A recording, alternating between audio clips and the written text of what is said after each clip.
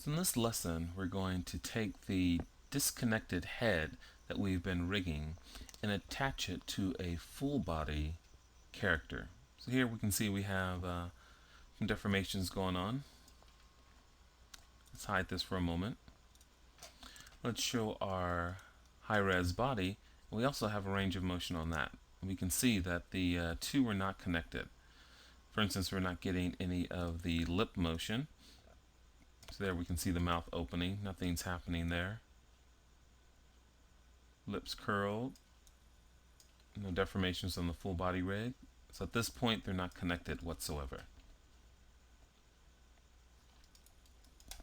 So what we're going to do is we're going to use the rigged head as a wrap deformer to the body rig. We're going to apply it first, and at default you'll see that not only will we run into deformation issues, but also the feedback will be excruciatingly slow.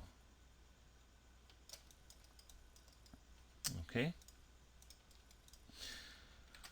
So first, to create our wrap deformer, we'll first select the mesh that is going to be deformed, in this case the full body mesh, and then shift select the deforming mesh, which will be the wrap deformer, in this case the disconnected head.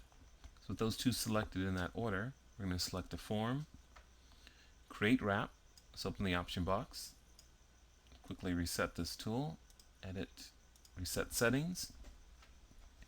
So to create this particular wrap deformer, we're going to leave all of the options at their default values except for one, the max distance.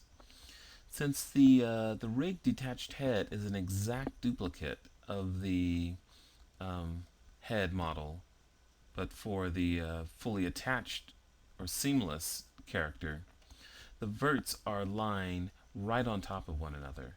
So we're going to set our max distance to a fairly low value, in this case 0.01. We're going to leave the influence type to faces, since that gives us a more accurate bind or deformation. We're going to hit create and let it think for a little bit. So right now it's calculating the connections of the wrap deformer based on these settings. It takes a little while.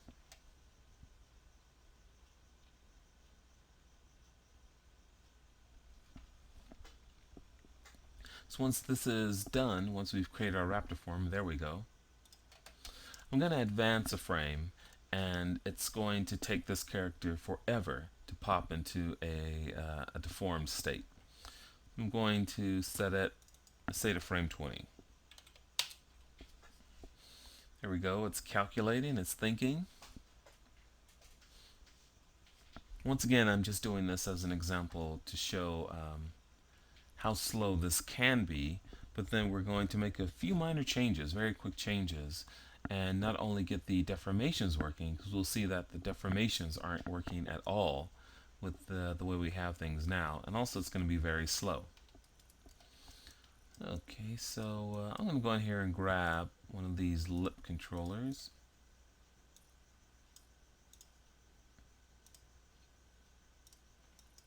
Oh, come on. There we go. So we can see it's connected to the face.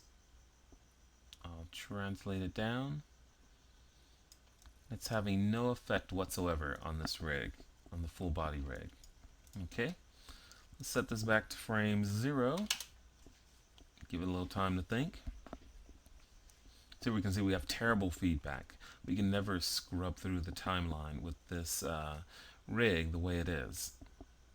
And one of the primary goals of this rig is to make it as interactive as possible for the animator, just to allow the animator as many iterations as possible. The faster they can work, the more iterations an animator can perform, which will hopefully just improve their work. So we're going to make a couple of changes here to speed this up and to get the deformations working properly. The first is we're going to hide the head. There's really no reason to see it, so the head geometry has been hidden. The next change is we're going to select the full body mesh and then map our input connections. Select the all inputs, and we're going to order our Raptiformer so that it triggers before the skin cluster. Middle mouse drag and drop that. It's going to take a while to think. It's calculating once again. So essentially what we're doing is the Raptiformer, which has all of the deformations related to this disconnected face, will be triggered or evaluated in the default pose. And then the skin cluster will trigger so that we'll get the full body motion of the full body character layered on top of what's happening with the face rig via the Raptiformer. In essence, it's as if we are using this Raptiformer as a blend shape of sorts, where it triggers before the skin cluster. We're treating it in the exact same way. Okay, so here you can see we can scrub through this timeline just fine now. You can already see, if you look at the mouth area, that we're getting deformations. There's the mouth opening.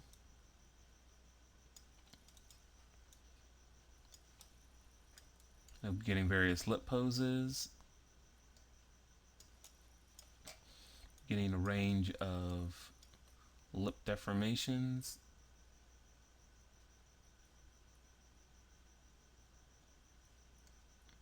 All with very good feedback.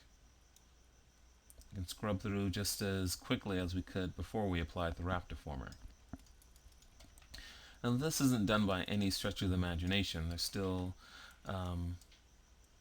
we'd still want to create a GUI so that we could hide these selections and then have an animator select them off screen, or use a secondary controller that tracks along with the full body rig but is actually driving the translation or all the